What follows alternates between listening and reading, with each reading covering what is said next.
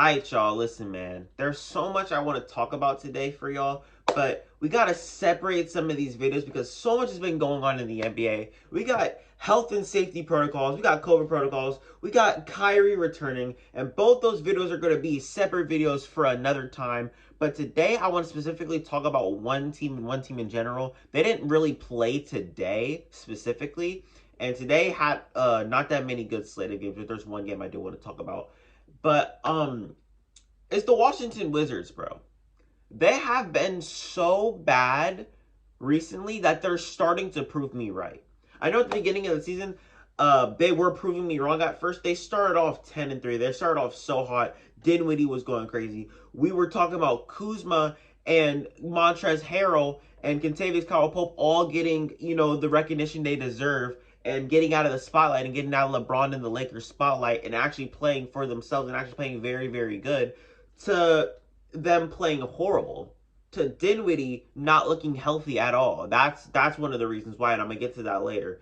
Kuzma's been absolutely horrible. Montrezl Harrell hasn't really been looking like himself as well. Not necessarily in the game against the Suns, because he did play very, very good against the Suns, but the Wizards as a team, they don't look good right now. And the main thing is that Bradley Beal has not been good at all this season, bro. And it sucks. It sucks. He's averaging like career lows in like field goal percentage, and it's just really, really bad for him this season.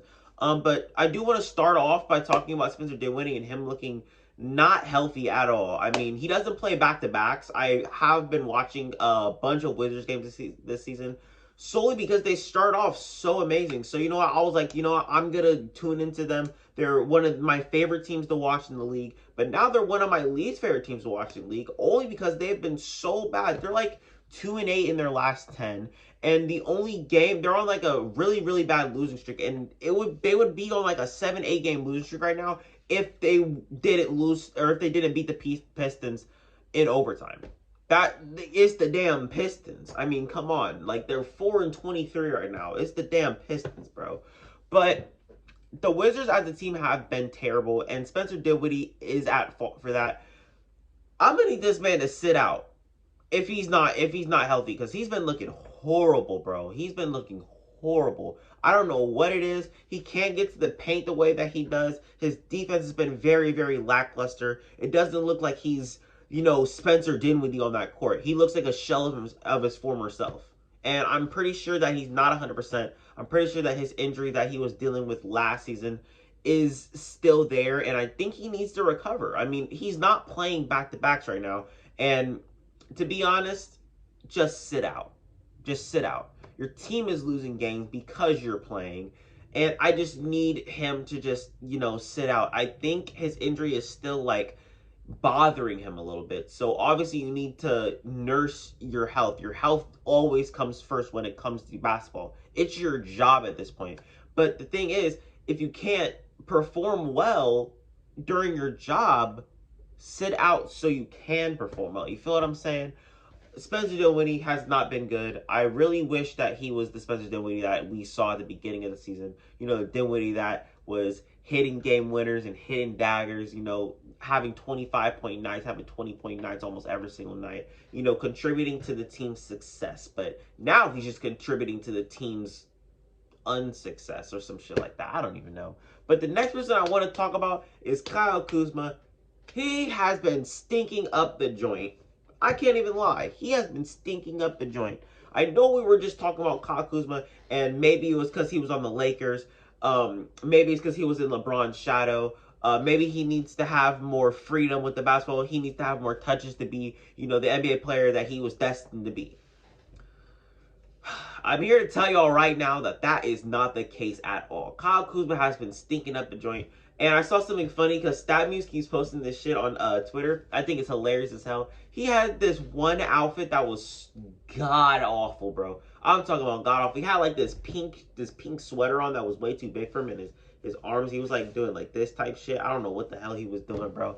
But that was a terrible fit, and they have been losing ever since that damn fit came to play, bro. That was one of the worst fits ever. He's been turning the ball over. He cannot make his shots. He's like averaging like 8 points in his like last like 7. He's playing really terrible, bro.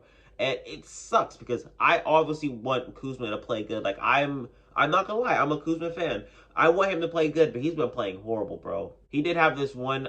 He did have the dagger shot against the Pistons. That was fun to watch. He flipped off the fan, and he was waving bye to the people, bro. That was funny as hell. You know, that's the Kuzma that I like. You know what I'm saying? That's Kuzma that I want to show up consistently. I want that Kuzma to be there all the damn time. But we have not been getting that Kuzma all the damn time, and it sucks, bro. It really does suck. Who knows when the Wizards' next win is gonna be? Because they played the Warriors. They lost to the Warriors. They played the Suns. They lost to the damn Suns. They play the Jazz next. I just don't understand, like, when are they going to win a game? You know what I'm saying? When are they going to win their next game? Because they play very, very good teams next, and they're on the road as well. Been a very, very long road trip for the damn Wizards. I mean, come on.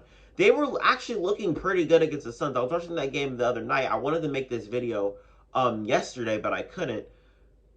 They were playing really, really good the first half against the Suns, and somehow, someway in that third quarter, they just got picked apart by Chris Paul, man. Christopher Emmanuel Paul was giving them the business, bro. That pick and roll, they cannot guard that pick and roll. I'm telling you, they are one of the worst like pick and roll defenders in the whole entire league, bro. They're one of the worst defending teams in the league. I'm not even gonna lie. When it comes to that pick and roll, they genuinely suck because when they had DeAndre Ayton on the floor, when they had Chris Paul and JaVale McGee on the floor, when they had just JaVale McGee and like Cam Payne on the floor, they were picking that defense apart, bro. They couldn't do anything. They had no answer, and they got ran off. They got ran out the gym, man. They got ran out the gym, and it's been happening like that every single game that isn't against the Pistons. They have been getting ran off the court. They have been getting blown out, and it has been very, very exhausting to watch, bro. It's been very exhausting to watch, and I think it's finally time to make this video. At this point, you generally need to sit down, you need to watch the Wizards game and be like, what can they improve on? I mean, what can they improve on? What would be the difference maker to them winning games? I don't know what would help them. The only things that I can think of is starting Deni Avdija, because he has been playing very good for them throughout this whole entire time that they have been playing very bad. Deni Avdija has been there, and he has been that one bright spot for the Wizards. Another thing is that Wes Unseld really needs to figure out this whole rotation situation. I mean, he is a rookie coach, so, and this is his first, team that he's coaching, so it would make sense for him to like learn the rotation. And we're only like 25 games in, so obviously it's gonna take him a while to get used to like the rotations and stuff, and when he needs to keep players and when he needs to take players out when they're hot or take players out when they're cold. He's getting used to that, and I think that he's gonna get the hang of it once he knows his players more. And giving Deni Avdija more minutes and getting Montrezl Harrell more minutes is the key, bro. I'm not gonna lie, it has to be the key, because once that starts happening, maybe you guys can actually be in games. Maybe you guys can actually start winning games, or you guys can be a part of close games, because all you guys have been a part of is blowouts, and it sucks. It really does suck. But one game that wasn't a blowout tonight, actually, that I want to get into, was the Celtics and Warriors. That was a very, very good game. I'm not gonna lie. The Celtics were down at 20 at one point. We were down by 20 at one point. The Celtics, we did very, very good at the end of that second quarter, man. We went on like a 10-0 run. We played very good. And then we get to the third quarter, and now I'm panicking because the Warriors are one of the best third quarter performing teams in basically NBA history. I think they said in the game that the Warriors had like a 6.1 differential in the third quarter, and that's like the highest out of any quarter in NBA history, which is insane, bro. That's so crazy to me. And the Celtics basically gave them a taste of their own medicine. I think it was a 27-14 quarter for the Celtics, bro. We played very good in that third quarter, and we gave them a run for their money. We came back from 20, and we made it a close game. But the thing is that Curry just couldn't be stopped, bro. He made this one dagger in the fourth quarter, this nice floater, and it had us shook, bro. It had us shook. But Marcus Smart specifically, I want to talk about. He played very good. I loved his hustle. Because the thing is, when he got that charge against Curry, oh my God, I was so hyped, bro. Because there's a couple teams in the NBA I'm literally just rambling on.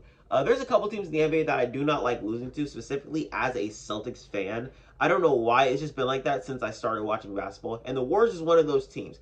Uh, it is the Warriors, Lakers, Sixers, and Raptors, actually. I don't like losing to any of those teams for some reason. I don't know why. But Marcus Smart played very good. Jaylen Brown played very good in that second quarter. Sucks that Romeo Langford's injured. I hope he gets better. He got hit in his damn neck.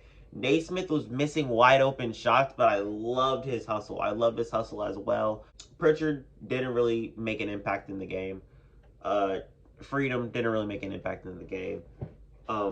Tatum played great. He played great. I haven't looked at the box score yet, but all I know is that he played very good. The last time I checked, he had 27. I don't know if he still had 27. I don't know what he ended up with. But we played very good, and I'm not mad about the loss because Curry, Iggy, all of them played good. They all played good. I ain't gonna lie. Their defense at the end of the fourth quarter, bro, was amazing. It was amazing because they knew that Jaylen Brown and Jason Tatum wanted to get to that paint, and they clogged the hell out of that paint, bro. They clogged the hell out of that paint, and they're like, nobody's getting in the paint. I just said paint like 5 times. But I'm about to get out of here, bro. That's all I got for y'all today. I'm off this bill.